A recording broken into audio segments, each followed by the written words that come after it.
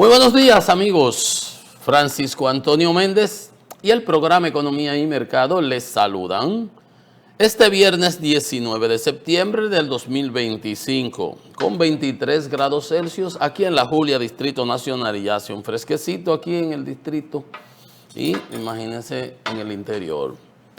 Bueno, señores, tenemos informaciones variadísimas, tenemos informaciones que siguen relacionadas al tema de SENASA y el impacto en la salud de los dominicanos. Ayer hablábamos de la parte financiera y el Consejo de Gobierno. Hoy hay otras informaciones. Las informaciones proveídas por la Junta Central Electoral relativas a la nueva cédula y cuando empieza el proceso y los plazos y eso, también lo vamos a conocer en el día de hoy.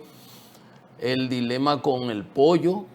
Ahora, en esta época que hay una gran demanda, hay unas informaciones cruzadas, unos dicen que han cumplido, otros que no, que se va a vender a 200, que se va a vender a 50, a 150, que si está tanto en algunos lugares. Todas esas informaciones las vamos a ir conociendo en el transcurso del programa.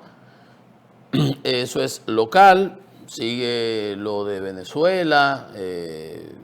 Aquí hay, obviamente, ya se dieron unas porciones de los aeropuertos del militar de San Isidro y el del aeropuerto de las Américas, que es más libre, se puede ver, aunque lo controlen los militares norteamericanos, esa parte. Pero aquí en San Isidro nada más saben ellos lo que está ahí. Pero bueno, ustedes saben para fines de qué eso se hizo.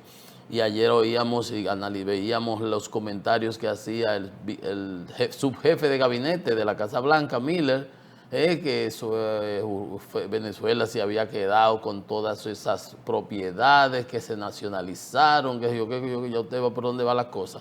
Van a revertir todos los procesos en el mundo entero, presumiblemente. Bueno, y que los aliados de Venezuela, Putin, Xi Jinping, le alertan a los Estados Unidos de que no cometa ninguna locura en términos estratégicos. Más o menos así habló Putin, que es aliado de Venezuela y tiene muchas negociaciones y se beneficia mucho de esas relaciones. Igual China y otros países han estado tratando de mediar, a Brasil, en México, tratando de que se converse y no se vaya a los hechos. Yo, sin embargo, creo que todos esos movimientos en términos estratégicos a lo externo, de política exterior que está haciendo el presidente Trump, no son más que para tapar el desbalance que está teniendo a lo interno en su política, en la economía, en su desempeño y la valoración que está teniendo, que si se valora en función de los resultados electorales recientes, en diversas coyunturas diversas que han sucedido, le dan por acá. Y en las encuestas, para no hablar, porque él dice que las encuestas son fake news, son falsas. Para él, cuando no le convienen, son falsas. Cuando le convienen, son las mejores, y las mejores, las más bonitas del mundo. Pero eso lo conocemos, y eso no es solamente él. Muchos políticos usan ese esquema. Pero si fuéramos a dejar las encuestas de lado y habláramos por los resultados de las elecciones adelantadas que hubo, arrasaron con ellos, o con él, con su gestión del Partido Republicano y su gestión de gobierno. Entonces, muchos analistas entienden que más que objetivos de largo plazo y pensados y estratégicos y solidificados, esos no son más que acciones, coletazos para tapar las deficiencias y, digamos, en cierta medida el fracaso, aunque él da un discurso y dice que está en la mejor economía, la más caliente del mundo, embuste, nada de eso es verdad. Que ha bajado la inflación, nada de eso es verdad. Que los precios han bajado, nada de eso es verdad. Y ahí por allá se va, y eso es Obama, y eso es Biden, y eso es el otro, y eso es cualquier otro, menos él. Y él lleva ya un año.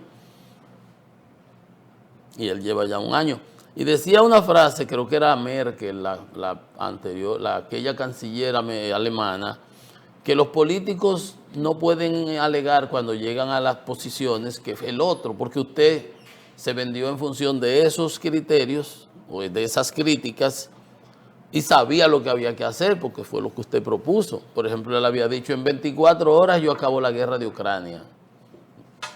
Ya va para 12 meses. Que al otro día yo bajo la inflación. Ya va para 12 meses y la inflación igualita. 3%, 2,76, la que salió ahora en noviembre. Un poquitico así. Que la gasolina yo la bajo y que está a 1 y pico en embuste. Está casi a $3. Igual que estaba como se le entregaron. O sea, los hechos son obtusos. Como yo decía ayer, hablan más que 1000 palabras. Y por eso muchas personas analizan y dicen que lo que te está buscando, que la teoría Monroe, que América para los americanos, para lo de ellos, para ellos. Eso no es más que unos aspavientos por el fracaso que ha habido a lo interno de la economía, que era lo que las personas aspiraban. No era que Groenlandia, que el canal de Panamá, que si Venezuela y que sigue Petro y así sucesivamente, y que yo he apaciguado 8 guerras y ahí se están bombardeando Tailandia y Camboya y a cada rato se dan 2 galletas Pakistán y la India, o sea, puro bulto y venderse como el gran, por todo por el asunto aquel de obtener el premio Nobel de la Paz, cuando a lo interno de su país lo que promueve e implanta, instaura es la división, la agresión, la persecución de los contrarios. Entonces no coincide una cosa con la otra. Bueno, entonces eso con Venezuela. En el caso de Ucrania están planteadas otras negociaciones ahora en Miami en este fin de semana con la delegación rusa y la estadounidense.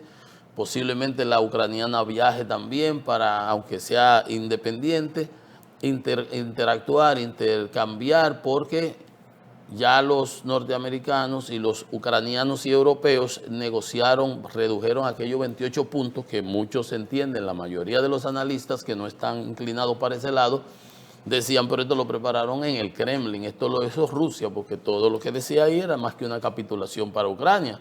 Y Ucrania le dijo, a esto absolutamente no. Entonces se redujo ya con la participación de Marco Rubio, que conste, a 20 puntos, donde se trata de darle algunas garantías, seguridades a Ucrania de que Rusia no la va a volver, no va a poder volver a atacarla de manera impune, como lo hizo en el 22. Es lo fundamental. Que si los terrenos, que si ceden lo que tú has ocupado, te podrás quedar posiblemente, nadie ha visto ese documento, no es público, te podrás quedar con lo que tiene porque militarmente Ucrania no tiene los músculos para recuperarlos. Quizás en el futuro, como sucedió con Alemania, que se unificó, pueda hacerse. Una vez que se desmorone la Unión Soviética, la Rusia, o lo que pase, cualquier cosa en el futuro puede pasar, pero no de hecho. Legalizar la agresión y premiar al agresor, pero lo que él quiere que le entreguen los terrenos que aún no ha ocupado, no es verdad que se lo van a entregar, y además hay un cinturón de fortalezas que si lo entrega a Ucrania queda a merced entonces del agresor ruso que está ahí siempre con las garras dispuestas a darle un zarpazo, porque toda esa invasión se hizo, no era por esas 2 provincias, ni Kharkov, ni Lugansk, ni Donetsk, no, era por toda Ucrania, para poner ahí un presidente vasallo como él tiene en Hungría, como al Orbán, ahora voy a hablar de ese, o de Lukashenko, el de Bielorrusia. Y eso es lo que él busca, y todo lo otro es bulto. Pero, por ejemplo, en Estados Unidos, la nueva gestión Trump no lo ve de esa manera, porque ahí no hay manera de ver las cosas estratégicamente. Pero bien, en todo caso, esa misión se va a discutir los 20 puntos. Pues vamos a ver en qué queda. Putin se mantiene en sus 13, en su situación, y ayer, anoche, de la reunión que venía de largo de los miembros de los líderes de la Unión Europea para la aprobación de un préstamo en base a los recursos congelados, que ya la Unión Europea los congeló indefinidamente para la reconstrucción de Ucrania. Rusia no quiere que se le toquen, ha amenazado hasta los ejecutivos de la Euroclear, que es como el banco que maneja esos recursos donde están depositados, ha amenazado a funcionarios del gobierno de Bélgica, y con acciones legales de incautar, de estar, ya incoó procesos. Entonces, como Rusia tiene su agente en la Unión Europea, su vasallo, que es Víctor Orbán, el de Hungría, amigo de Trump, por supuesto, porque es amigo de Putin, él, todo lo que sea a favor de Ucrania, aún estén los 27 estados a favor, él lo bloquea. Para el uso de esos recursos, Bélgica había puesto condiciones. Muchas condiciones, dice, no, pero si yo voy a asumir esta decisión y luego voy a asumir todos los riesgos, no puede ser así, tienes que apoyarlos, tienes que soportarnos todos los países de la Unión Europea. Y la parte técnica de cómo tomar esos recursos y el impacto que eso pudiera tener, no logró el consenso adecuado. Duraron muchísimo, entonces lo que se decidió al final fue Ucrania necesita como un salvavidas urgente. Para primavera no tendrá los recursos para seguir produciendo la cantidad de drones que necesita, los misiles de largo alcance, y de hecho ya Ucrania está produciendo más de un 40-50% de los armamentos con los que está peleando contra Rusia. Entonces necesitaba esos recursos para poder cuadrar su presupuesto, 135 mil millones de dólares aproximadamente, y lo que se hizo fue que se le aprobaron 90 mil millones de euros, los 105 mil millones de dólares aproximadamente, con un préstamo garantizado por la mayoría de los países de la Unión Europea. Lo van a salir a buscar en los mercados de capitales, garantizados por el presupuesto de la Unión Europea, sin la participación, obviamente, de Orbán, de Hungría, que es un agente ruso, así lo veo yo, y todo lo que hace a favor para bloquear todo lo que sea ahí. En cuanto al apoyo también, se abstuvieron de Checoslovaquia y Eslovaquia, que es la misma Checa y Eslovaquia, que era lo que antes se conocía como Checoslovaquia. Bueno, pero todos los otros países, 27, 24 países, van a vaquear, a colateralizar ese préstamo. Y lo importante es, como decía, no es que sea ñato, sino que respire. No es del color que sea el gato, sino que cace ratones. Y lo importante es que se salvó la división que pudo haber habido en la Unión Europea, se buscó un mecanismo alterno, y lo importante es que le van a llegar los recursos a Ucrania para que pueda seguir, y es un mensaje importante. Europa sigue, a pesar del bloqueo, a pesar de tus aliados y de las amenazas que ha hecho Rusia, Europa sigue apoyando militantemente a Ucrania. Claro, sabiendo que tiene ahí a ese enemigo interno, que es Orbán, el de Hungría. Y aprobaron, y eso es importante porque va a tener los recursos para seguir defendiendo su territorio de la agresión Rusia y negociar en una posición de fuerza o de más solidez en cuanto a las presiones. Ahí dice Trump ayer, Ucrania que se ande rápido porque cada vez que se retrasan, Rusia cambia de posición. Oiga, ¿qué manera? Claro, porque esto es una carrera de velocidad y Ucrania tiene que ceder a lo que diga el invasor ruso, porque esa es la posición de Trump, que uno no sabe qué relaciones tiene. A todo el mundo patea, a todo el mundo insulta, a todo el mundo agrede, pero con Putin ni con el pétalo de una rosa, ni con el pétalo de una rosa. A Ucrania sí, que Ucrania empezó la guerra, que por qué lo de OTAN, que por qué lo de allí, todas boberías que no son ciertas.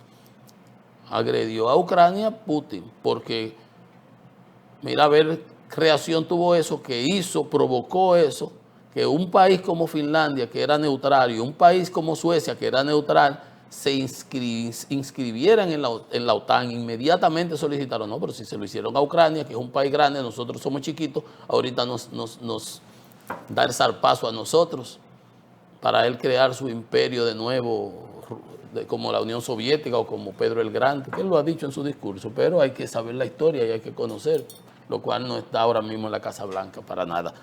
Bueno, eso es a nivel internacional. Ahorita algunos detallitos más.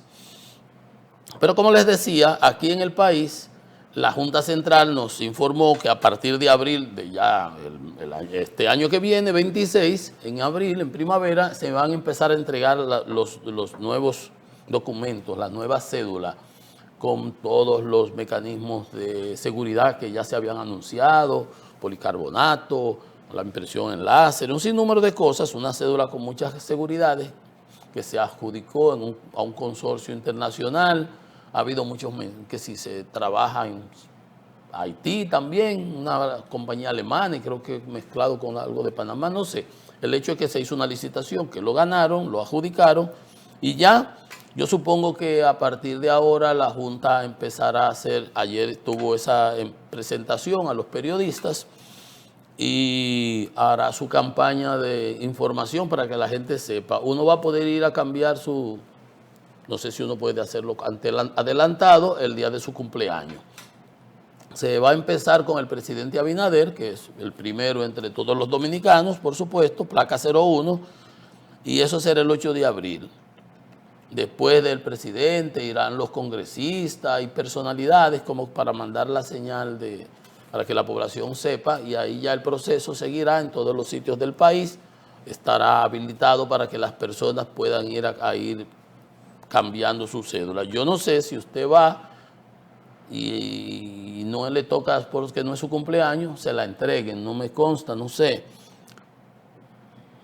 Pero dice que los ciudadanos podrán desarrollar la solicitud cuando se encuentren en el mes de su nacimiento. O sea, yo soy de diciembre, por ejemplo, yo cumplí años los otros días. Empieza en abril, si yo me aparezco en mayo, lo que voy a hacer es un molote ahí, a lo mejor hago una fila y me dicen, no, venga en diciembre. Mi plástico actual sirve, el que tengo ahora mismo sirve y va a servir hasta diciembre, o sea que yo no tengo por qué hacer bulto ahí. Si yo cumplo año en mayo, pues entonces yo voy todos los que cumplan año en mayo van a ir hasta abril, mayo, van a ir en mayo a sacar su cédula y eso va a ir sin molote, va a ir fluyendo bastante bien. Eso lo informó Román Jaques, el pleno de la Junta, en el día de ayer, y se va a presentar el cronograma. Y eso durará hasta marzo del año, empieza en abril y durará hasta marzo del siguiente año, 27, con tiempo suficiente para que se estructure lo del padrón de las elecciones, con todo el mundo con sus cédulas, que con esas cédulas que iremos a votar, ¿no? Va a tener vigencia, o sea que hasta marzo del 27. El 13 de marzo del año subsiguiente, del 26, 27, esa cédula que ahora mismo tenemos va a dejar de tener vigencia, porque actualmente está vencida, porque se emitió en el 14 y duraba por 10 años, pero como no ha sido sustituida, ella tiene vigencia, o sea, formalmente uno la presenta en los sitios, uno la presenta en los bancos, uno la presenta aquí, la presenta allí. Entonces, hasta el 31 de marzo, 31 de marzo del 27, o sea, un año vamos a durar en esto. La cédula se va a entregar con unos plazos de vencimiento a los jóvenes de 16 a 18 años, va a tener vigencia de 2. Los que cumplen 16 años, que antes van y sacan su cédula, se le va a otorgar, va a tener ese mismo número y a los 18 entonces la renueva ya como adulto. La cédula de 18 a 35 años, en ese interregno, va a tener 12 años de vigencia. Los que la saquen ahí les durará 12 años. De 36 a 60 años le tendrá 16 años de vigencia. Y de 61 años en adelante va a tener 20 años de vigencia. Entonces, eso es importante. Esperemos que seguramente la Junta Central hará una campaña de comunicación, de promoción, de información para que la gente esté enterada. Entonces, eso es importante. Bien, eso ya se había anunciado, pero veíamos que no salía como formalmente, pero ya se arrancó la situación. Entonces, bueno, ya en abril se empiezan a entregar las cédulas. Señores, el caso Senasa, sus repercusiones económicas, pues ya todos las sabemos, las hemos visto. Y ni siquiera sabemos la magnitud real del problema, porque se está buscando informaciones, se está recabando deudas. Usted ve que hay empresas al cierre del año que dicen, todos los que tengan deuda con nosotros, cuentas por cobrar, sometan antes del 15 de diciembre o 25 para que ellos puedan hacer los procesos y ponerla para el próximo año o ejecutarla. Entonces, ahí se está haciendo esas auditorías y buscando esas informaciones. Según oí, no me consta, no lo he visto en la prensa formal, fue en un programa, iba en el vehículo, venía para acá y oí decir que Usted sabe que se ha hablado de clínicas, evidentemente. Sin las clínicas no puede haber un procedimiento fraudulento en el aire de que se hizo una operación, porque ¿dónde se hizo? Entonces, la clínica tal dice que se le hizo una operación a fulano, que se le hicieron estos procedimientos, tales o cuales, etcétera, etcétera. Obviamente, ahí hay un cierto contubernio, hay un contubernio, los médicos que aprobaron eso, entonces los laboratorios que hicieron cosas del tipo que fuese. Entonces todo eso va a salir, va a quedar evidenciado. Y ahí oí a alguien decir que había una clínica muy cerca de aquí, no voy a decir el nombre siquiera, pero cerca de aquí, que habían estado ayer allanando su área financiera para incautar todos los documentos relativos a esos procedimientos. Aquí hay mucho también de manipulación en cuanto a las personas. Ustedes saben que uno veía en la prensa, antes los programas de investigación, también comentar programas que tenían informaciones que tú no las veías en los periódicos, que se las suplen a ellos para ponerlos, y ellos manipulan y dicen las cosas. Por ejemplo, ¿qué es lo que se está diciendo en esencia de esas compañías que daban servicios de salud a SENASA? Gersum, Del Este, Farmacar, etcétera. Vainas, qué sé yo, que salud, dental, que yo, que bueno, esas que son del señor Reed, el señor que está con arresto domiciliario. Bueno, que tenían contratos que no lo cumplían y engañaban a SENASA, porque ahí entonces de lo que se quedaban, ellos le tenían que devolver pagar un 30% para atrás, y que de ese 30% para atrás, un tal gordo que se quedaba con el 10 y le daba el 90% a Jacín. Más o menos ese es el diagrama, ¿no verdad?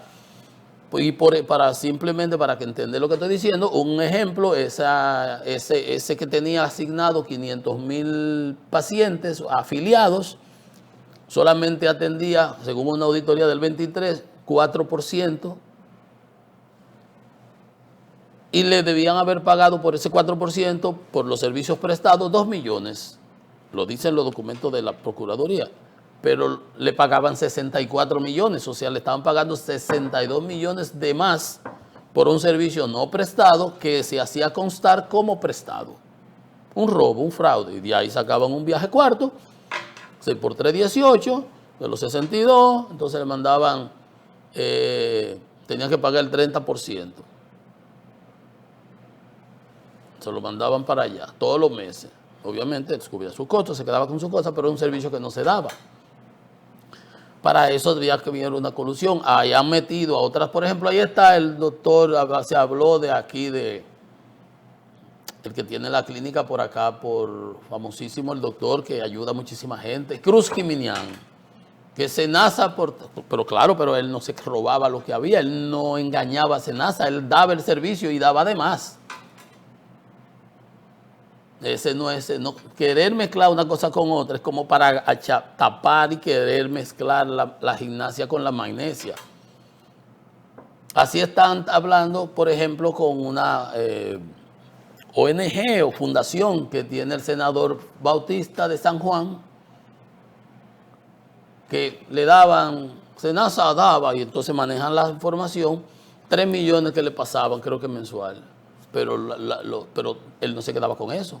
Él hacía, igual que Cruz Jiminián, mucho más de lo que se le daba, era para cubrir costos de algunas cositas, porque los servicios que ellos dan superan con creces, etcétera, etcétera. Entonces hay mucho también de interés de igualar cosas y de buscar, pero al final del día lo que se está aquí tratando es quién se robó mi queso, como hay un libro que una vez oía decir que quién se hizo fraude, quién se quedó con lo que, porque la clínica que no se metió en eso, el médico que no se metió en eso, el laboratorio que no se metió en eso, no tiene nada que temer en lo absoluto.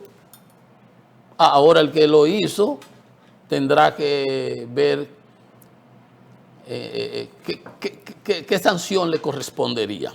No soy yo para hablar de qué, pero bueno, esa es la realidad. Pero a veces se quiere mezclar una cosa con la otra. No. compra de medicamentos, a vacunas que donaba la OPS, que debía comprarle. Entonces, todo ese rejuego, eso es otra cosa. Pero no quieran mezclar una cosa con otra. Pero la realidad es que no solamente el impacto financiero y político y legal que eso pudiera tener, sino el humano, de nuevo, como yo decía. Aquí cuando se armó el lío del oncológico de Santiago, de un señor que se quería quedar y hubo un juez que emitió una sentencia para sacarlo de ahí, después resulta que lo que tenía eso era como un negocio, como una cosa familiar, y la mujer, y la prima, y el cosa, y por aquí, y ahora están saliendo todos los líos de esos que hubo ahí. ¿Se acuerdan? Que lo vimos reciente. Pero asimismo veíamos las quejas de las personas que se veían afectadas por ese litigio. Igual que las personas que accedían, que iban, que tenían que ir a retirar medicamentos de altos costos del sistema ese que se había implementado.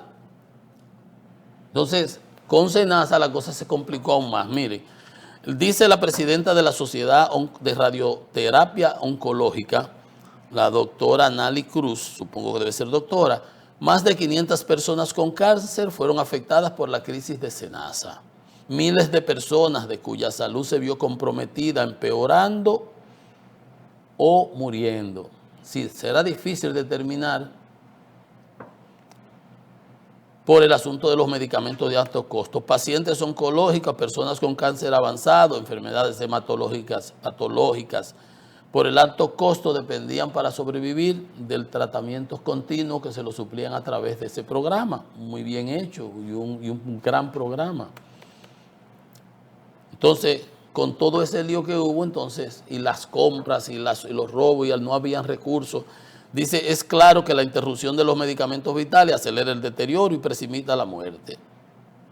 En oncología, la ausencia de tratamiento no es neutra, o sea, que no pasa nada, no. O te mata o te acorta la vida. Y eso dice ella, la directora de oncológico, señalando hechos concretos. Hechos concretos, pacientes oncológicos no obtienen los medicamentos, cambios inesperados de medicamentos y gastos que antes estaban cubiertos, ahora los han trastocado en SENASA. La Fundación de Pacientes con Mieloma hace esa denuncia, esta es otra parte. Dice, el cambio de... Mire, la presidenta de la fundación explicó que uno de los principales problemas detectados, o sea, de lo que viene arrastrado en SENASA, fue el cambio de medicamentos sin previo aviso ni aval médico. Oigan eso. Oiga usted. Claro, ellos tenían un medicamento que a lo mejor este costaba 10, vamos a comprarlo aquel que cuesta 40, como va a ser mayor el pago, me van a sacar más de allí, pero a lo mejor ese de 40 no es el que yo necesito, porque mi médico, mi oncólogo me recetó este. Cambio de medicamentos sin previo aviso ni aval médico. No, coge este, que este es el que te corresponde, porque yo tenía una búsqueda. El médico recetaba un fármaco y al momento de la aprobación le ofrecían otro distinto. Dios me libre. Esta es la parte humana de este desfalco, de este tinglado fraudulento. Indicó que la fundación nunca había enfrentado una crisis de esta magnitud, porque anteriormente el proceso fluía, hasta que esos genios, déjame, por aquí hay dinero, a costa de la salud, por eso hay tantas personas indignadas, señores. Hay pacientes nuevos esperando hasta 1 año y medio. La muerte, esperando no los medicamentos, esperando la muerte, porque a ti tú sabes que un cáncer de mama, un próstata, una cosa de esas, si se detecta a tiempo, pues se enfrenta y la gente vive, gracias a Dios, muchísimo tiempo. Pero si se detecta y se enfrenta a tiempo. Y te dan los medicamentos si se trata a tiempo. Pero esto es igual, justicia retrasada es igual que justicia denegada. Esto lo que te están es condenando a muerte, habiendo los recursos y estando los recursos disponibles. ¿De qué se puede decir con relación a eso, señores? Todo el que ha tenido pacientes con enfermedades catastróficas como esa, sabe el peso, el costo económico, el costo social, el costo en la salud psicológica de la familia además. Hay pacientes nuevos esperando hasta 1 año y medio, esperando la muerte. Los que están dentro del programa de alto costo no sufren interrupciones, pero los nuevos quedan en lista de espera prolongadas, hasta 1 año y medio. ¿Cuánta gente no se habrá quedado en el camino? Pacientes afiliados a SENASA han denunciado que gastos asociados a la aplicación de quimioterapia, sala y premedicación que antes estaban cubiertos, ahora deben pagarlos, porque SENASA está en quiebra, está en la olla, le debe a todos los santos, debe el doble de su patrimonio. Entonces, ¿quién lo está pagando? Ahora dicen ellos, ahora tenemos que sacar de nuestro bolsillo 2.000 y 3.500 pesos para esas cosas que antes lo cubría. Y eso es insostenible para personas de bajo ingreso y que tienen que hacerse eso periódicamente, porque aparte de eso tienen que comprar los medicamentos y buscar los medicamentos que requieren.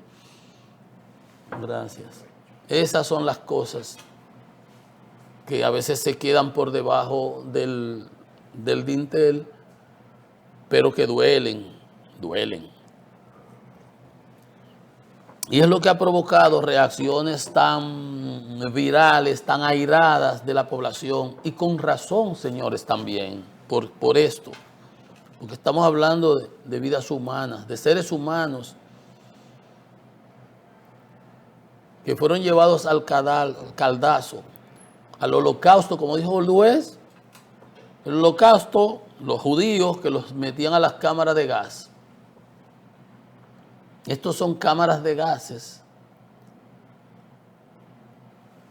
prolongadas.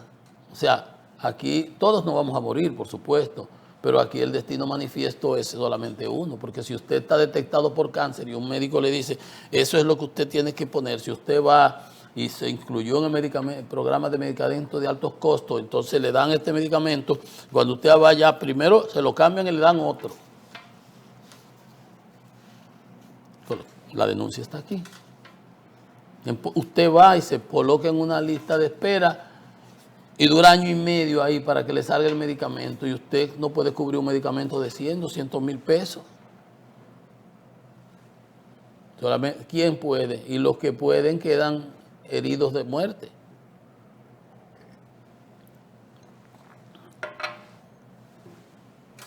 Entonces, en una ocasión hasta oí yo al señor de compras y contrataciones decir que ese programa había que quitarlo. Claro, porque él es un potentado, un afortunado funcionario de participación ciudadana. Que ya no le duelen los pobres.